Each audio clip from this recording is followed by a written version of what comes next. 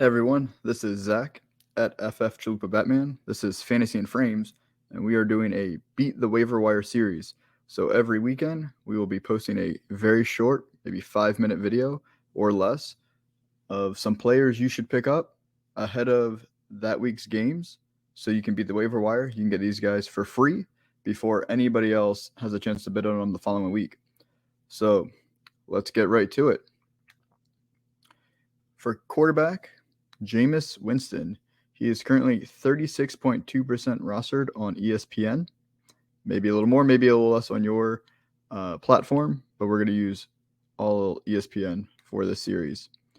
So Jameis Winston last year averaged 22.8 points per game in his 6 games before he tore his ACL. And then in week 1, he threw 5 touchdowns. In week 5, he threw 4 touchdowns. And this year, he's got a lot better offensive weapons. Still has Kamara. He now has, hopefully, Michael Thomas back. We have Chris Olave. We have Landry. So now's the chance to get in on Jameis Winston before he has a potential blow-up game at Atlanta in week 1. You get him for free. Stash him on your bench. And if he ends up being great, you don't have to worry about streaming quarterbacks this year. And if he ends up looking suspect, you just drop him. You picked him up for free. At running back, Kenneth Gainwell. He's with the Eagles, second year, and he had an okay rookie season. He's currently rostered in 29.8% of leagues, and the Eagles may have the best offensive line in the NFL.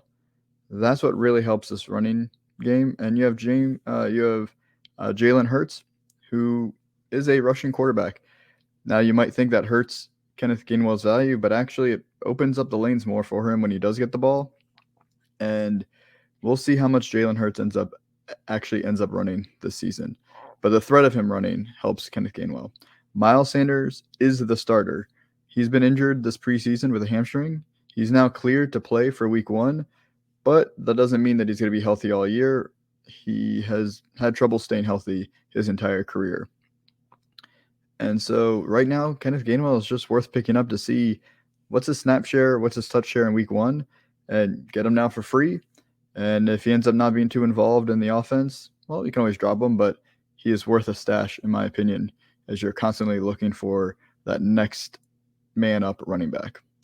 Wide receiver, Rondelle Moore, 35.1% rostered. So there's a good chance he's going to miss week 1. So why am I recommending him? Well, it's a hamstring injury. It's iffy right now. There's a good chance he ends up playing week 2. And once he is healthy, there's a good chance he's a wide receiver 2 until Hopkins comes back after a 6-game suspension.